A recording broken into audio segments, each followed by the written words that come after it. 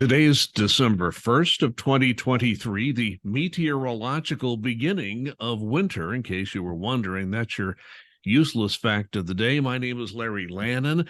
I'm the producer of this Chapter 49 podcast. We represent in Chapter 49 most IRS employees in the state of Indiana. And I would like to welcome Duncan Giles, our chapter president, back to do the podcast. Welcome back, Duncan.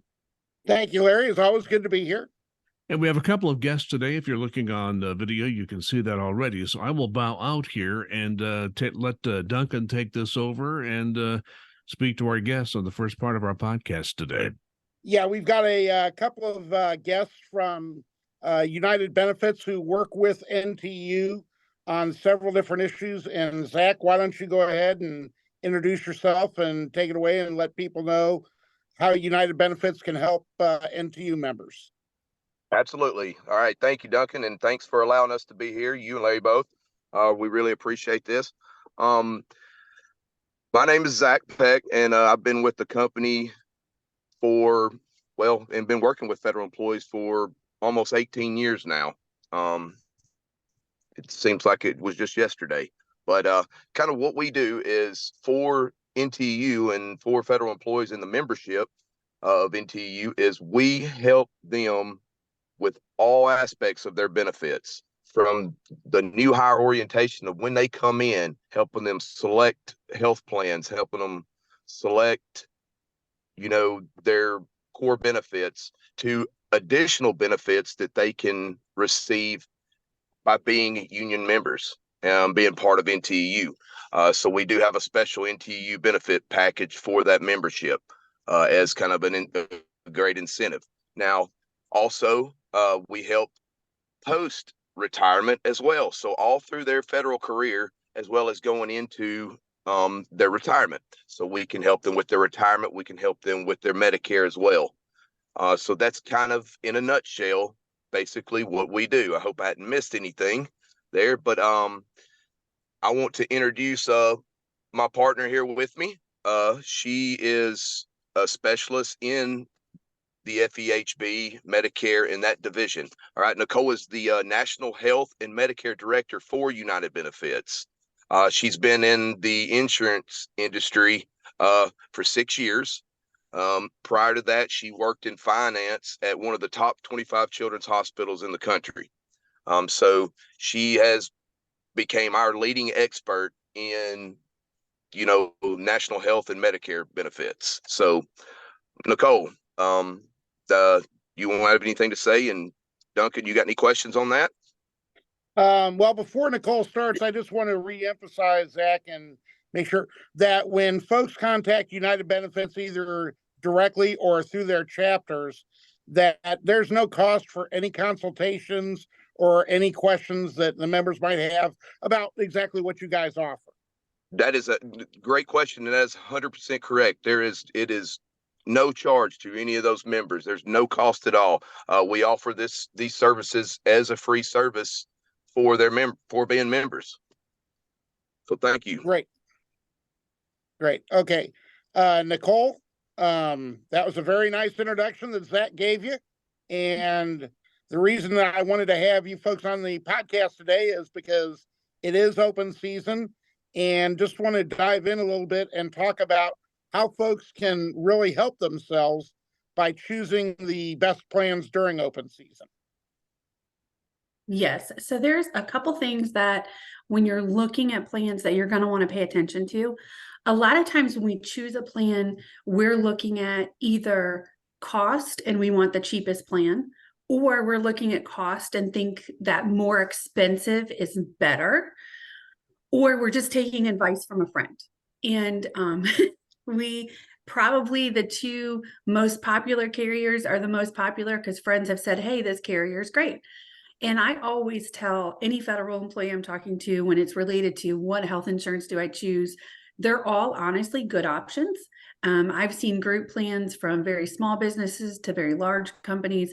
I worked for 2 Fortune 500 companies, never had benefits that look as good as what you guys are offered. So there's not something that could necessarily be quote unquote bad.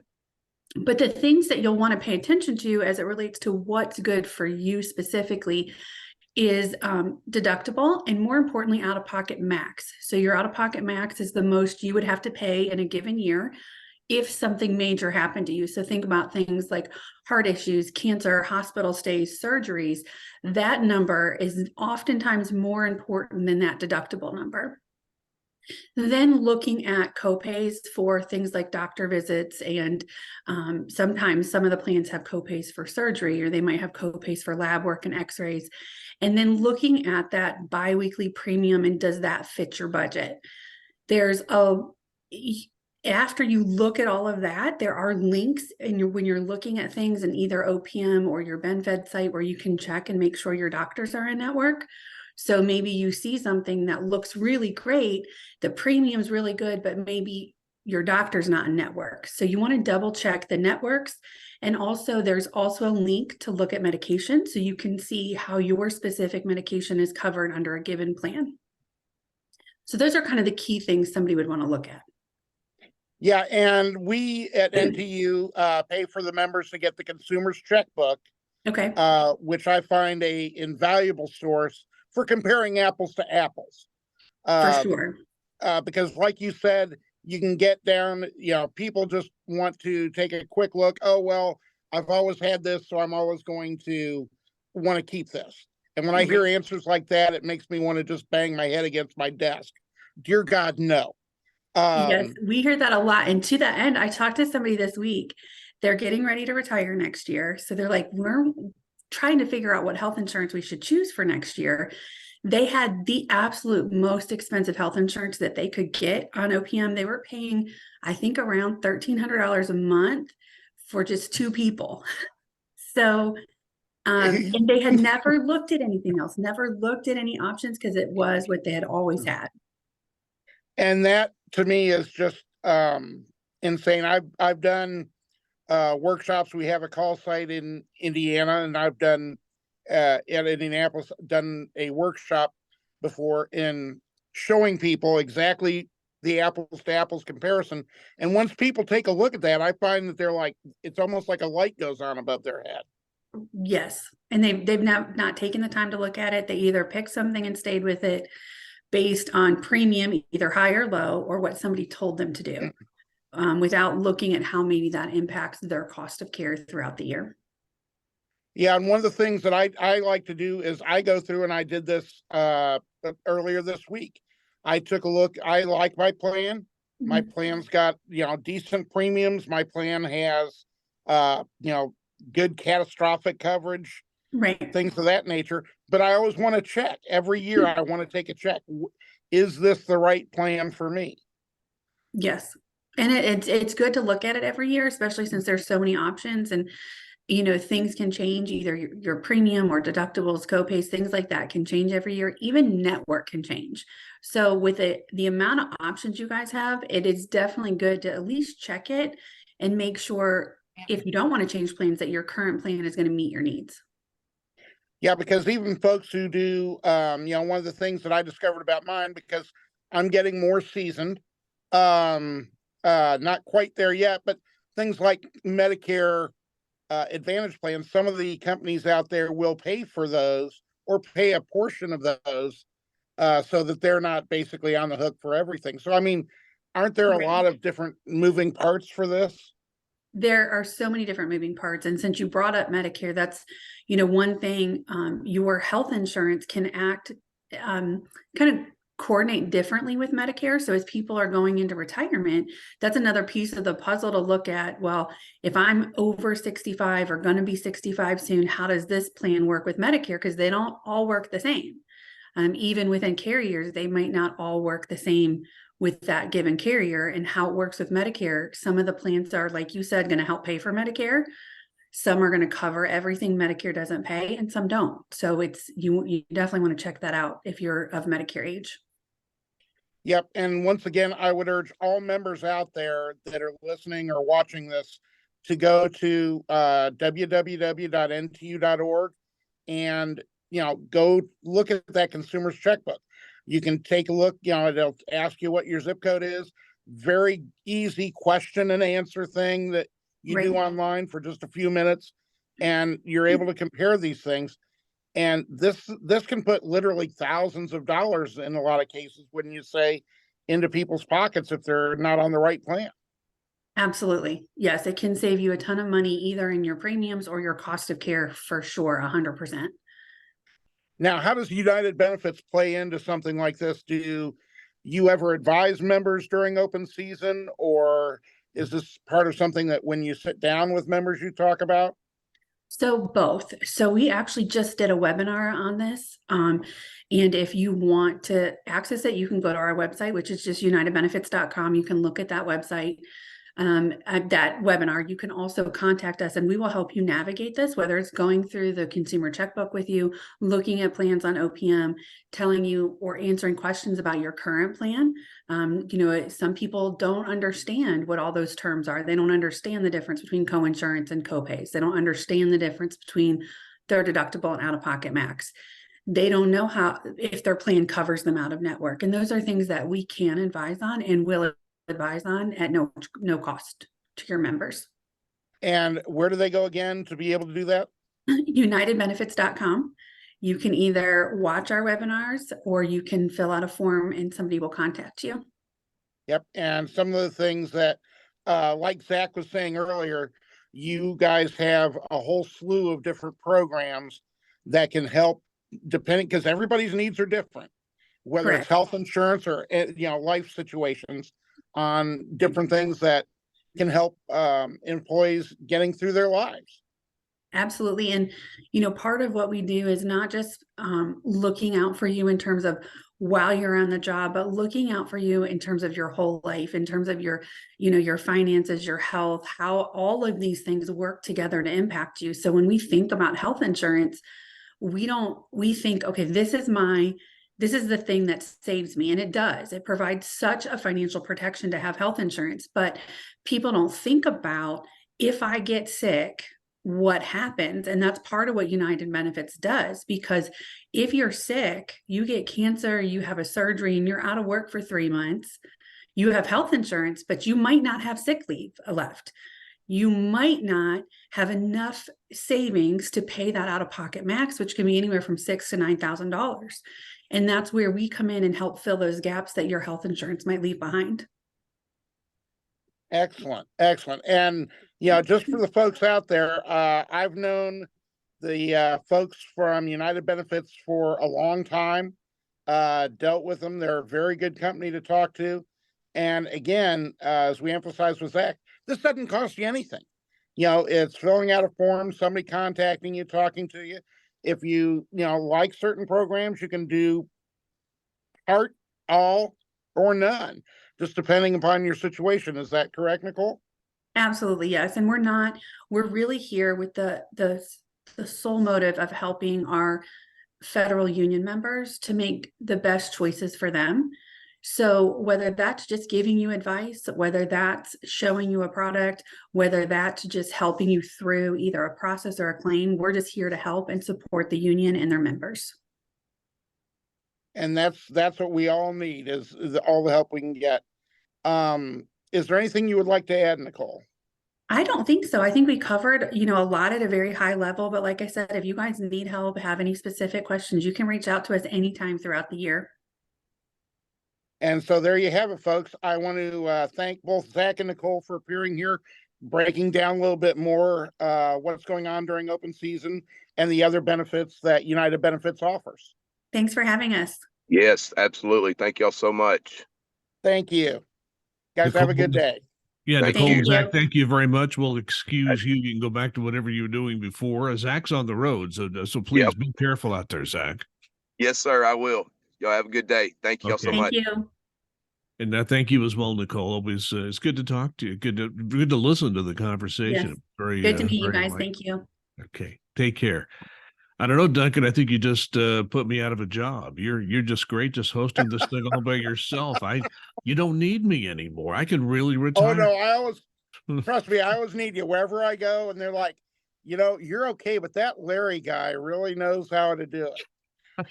I'm like, yeah, he's an old radio guy. He carries me. So The keyword is old. Or I could call myself a seasoned radio guy. I like your I choice just, of words. yeah. And again, for the folks that are listening, I just think that, United Benefits offers a wealth of programs that can help union members. And like I say, you like it, you can get some of it or none of it, but it's always good to have somebody talk to you to figure out what's best for you, what might work best for you. And that's what I'm trying to make sure that everybody avails themselves, whether it's consumer checkbook for health insurance, United Benefits for advice on that, or anything else. And yeah, just trying to help where we can. Yeah, and I think the key thing, and I want to just repeat something you already mentioned so people are clear on this, is that United Benefits is contracted with NTEU to provide you with advice. And that is the important word, advice. You're not contracting with them to make your decisions for you. You are simply under our contract able to get advice, and you can take it or not, or take part of it or not. It's really up to you as the individual member to decide that. Exactly. And I'm a big proponent of theirs. I get nothing for being a big proponent. I'm just, like I said, anything that we can do that it's like the union offers chapter 49, and NTU National offers discounts on car rental companies, or moving expenses, things of that nature. This is another benefit of being a member, and I think it's a very, very valuable benefit, just to be able to talk to some folks who know exactly what's going on and what they're doing. And just as a reminder, we're recording this and posting this on December 1st, 2023. When's the end of open season? December 11th. So So you've got some time. if But you're we want listening, to, yeah, you never know when people watch or listen, but if it's on or before December 11th, you still have time. I mean, it's the deadline is December 11th. You can still do it on the 11th, correct? yes. And if Okay. you're listening to this after December 11th, you should have been listening to this podcast sooner. Advice from Duncan Giles, if you choose to accept it. Oh my goodness. Well, we do have some things to talk about in addition. We talk sometimes about what happens in Congress, and I did watch the whole thing. I saw some clips and I saw some news reports. There was a recent hearing in the House of Representatives. It was about telework. And I have to tell you, I watched this, and some of the questions these members come up with, you just have to wonder where it comes from. And the one example, and I'll let you talk more about it, was a particular member of the House who was trying to badger, and I think badgering would be the right word to use, an official with the Social Security Administration. And she was trying to say, well, you people have a backlog and you're letting these people work at home. How dare you? They're sitting on their couch and these people are waiting for their benefits. And finally, this Social Security representative, the man who represented management, said, well, the reason we have a backlog has nothing to do with telework, because we don't get the right kind of funding and we're having trouble getting people recruited to work here. Well, then I think the next question was, well, how do you monitor this? And he went chapter and verse. Here's how we monitor it. Just like, that we monitor their work all the time. When they're on duty, they're not sitting on a couch. They're available for, a teleconference or a phone call or whatever from a man anytime. Of course, if they're working on their telephone system, they're being monitored all the time. If there's like the toll-free service. But if it's a caseworker or something like that, they're constantly, being watched by management in a reasonable kind of way, not looking over your shoulder all the time, but making sure that people are working. So every time I hear these arguments from certain members of Congress, not all, that all these people are at home and not working, I just have to shake my head. Tell me your take on all this. Yeah, it was quite interesting to watch. I was fascinated by it, because it was, absolute political theater. But the return serve was wonderful, because, this representative from Social Security did exactly what he needed to do and just countered with facts. And, when you hear people talking about, well, the IRS is going to bring people back. Well, we have an agreement, for them to change telework, they have to change the agreement. So our agreement is going to be remaining in place. It has not been changed. So, I know that there are some agencies out there that starting next calendar year, in the next month, are going to be, bringing more and more people in. Ours is going to be staying the same because we have an agreement that states that. And believe you me, every local chapter as well as national NTEU will be holding management to that. But to be honest with you, I've not heard any great groundswell from anybody high up in management. Now, of course, there's lower level managers that tend to micromanage sometimes, but from on high, I've not heard anybody complain about low productivity, not being able to get a hold of people, or wanting to yank telework back because they know it works. And not only does it work, it's a great tool for recruitment and retention. And it should be noted that under the agreement that you helped negotiate, and this particular part of it's been around for a long time, you come into the office 2 days a week out of every 2-week pay period. So you're in the office. You're not in the office every day, but there's a minimum requirement to be in the office. And most people are in the office more days than that. Of course, some of these are field people, and there's a mix of being out of the office for other reasons, on top of all that. So they're out of the office, whether they're working at home or not. So, I think all your points are well taken. And I do want to ask this question. There is midterm bargaining going on. In the middle of a 5-year contract, each side can open so many parts of the agreement. Is there any danger management wants to change telework in any specific way? I've talked to both national and folks on the other chapter presidents, and I have not heard one thing about reducing it, getting it back, and all that. Basically, what's happened is that the administration says we want to make sure that we're justifying telework. Well, here at the IRS, we can quantify things very easily and justify it with no problem. Lower absenteeism, lower rates of sick leave, less FMLA. I mean, there's just a whole host of things that are able to be done. So I don't foresee that in the near future for IRS having to come back into the office full time or have a reduction in telework. And I think, we have to remember that NTEU and IRS together pioneered the idea of working at home or at a third party place, wherever it might be, because we had the Flexi Place agreement that went into effect in the mid-90s. We didn't have the technology to directly get into work, but it was just mostly field people or people who could take work home for them, maybe for a day or two out of a week. It was a situation where we pioneered the whole idea. And as far as I remember, and I guess I was vice president of the chapter at the time it was rolled out and helped travel the state and explain the agreement to people back in the mid-90s with Christine Kitts, who was then a management official with Exam at that time. And there were people who pushed back, particularly some of the managers. But then some of the employees didn't want to do it. We said, you don't have to do it then. But a lot of people are excited about it. And I think, Duncan, it goes back that far for us to say, we figured out how to make this work a long time ago. Yep. And it's like I tell management up and down the chain, from frontline managers to the highest level executives. If you've got an employee who is not good, and they're screwing off on telework, and that's a very small minority, thank goodness, then they're going to be doing the same thing whether they're in the office. It's a problem with an employee, not a problem with telework. So you don't want to take that for the vast majority of employees who are thankful for telework, doing the right thing, and are actually more productive doing telework than they are going to the office.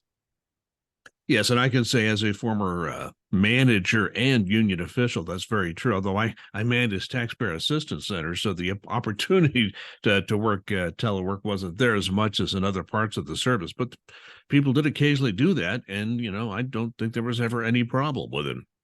And really, if I look back at it, you're exactly right, Duncan. If some employee had an issue, it was the issue. It was not telework or Flexi Place in the old days. It was the fact that employee's we got to work on that employee, not the contract provision that allows that person to work at home. One other item I'd like to bring up, and this just really came up very shortly before we record this podcast, and this is about the thrift savings plan. Kind of does fit into benefits a little bit. But this had been rumored to be the case, and I think it's been confirmed today. Both the Thrift Savings Plan people and NTEU they've sent out a message to members, I believe, about this. There's always been an international fund that was available for you in which to invest. And there's been some changes in that. The biggest change is that in this new international fund, there will be no investments in China. There were some concerns about that. Lots of other places in the world where you can invest. And if you want to invest in a China mutual fund outside the TSP, you're certainly welcome to do that. But there was some push in Congress, and I think some employees a little uneasy about investing in China. So as a result of that, Duncan, there has been a change. It's been announced that the international fund that's being offered to the one that's been around for a long time will now not be invested in China. Will move those investments elsewhere in the world. Yep, I think that's a very good move. Allays a lot of fears that the folks in Congress and, like you said, individual investors have, plus the fact with where the Chinese economy is at the moment, and that health open season, health insurance open season is a big one for looking at and adjusting your health insurance accordingly. Thrift savings plan, you ought to be taking a look at least once a year. Do I have the right mix of contributions for my interests? If you're retiring in 5 years, you don't want to have everything in a fund that's 2065, because that's going to be a higher risk type thing. So it's something that you want to take a look at. You want to figure out what's the best mix for you. And that's, one of those things that I'm very glad that the folks at TSP did take a look at that and say, yeah, we need to rework the iFund a little bit, make sure that we don't have those investments in China. Okay, Duncan, it's time for your final comment. Well, we just passed the Thanksgiving holiday. I hope everybody, A, had a great one, but B, it's always a good time to, as much as you can, be with your family, friends, talk to your loved ones, be with them as much as possible. And I advocate that all the time. This, again, I've said it before, I'll continue to say it. This is work. This is not life. Don't make, your work life your life. This is just a job. So, make sure that you take time to be with the ones that you need to be with, especially around holidays. All right, Duncan, I have to say, I plead guilty. I am totally devoted to being retired. So actually, for a retired guy, you work a lot. I do, don't I? Yeah. What's the matter with me? I've tried to quit some of the things that I do, and nobody ever lets me. I've tried a couple of times with one of my little projects, but yeah, this is just one of them that I do. This is probably the least in terms of effort that I have to put in, because you're putting in a lot of the effort too. I just have one final comment, Duncan. No matter how tough things may be, no matter how bad your day is, just remember, you are not George Santos. There's a guy that had a bad day. Awesome. That's awesome. Oh my goodness, Duncan, always good to talk to you. I think we did provide a lot of information for people today you once again did what you've urged people to do for a long time, which is look at your benefits every year at open season time. You may decide not to change anything, but at least you've looked at it and you've made a decision based on that analysis. Duncan, thank you so much for joining us once again. This is the Chapter 49 podcast.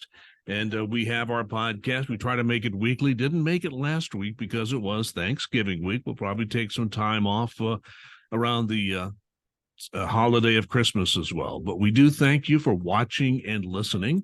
If you like the podcast, let other people know about it. But in the meantime, please be safe, be kind.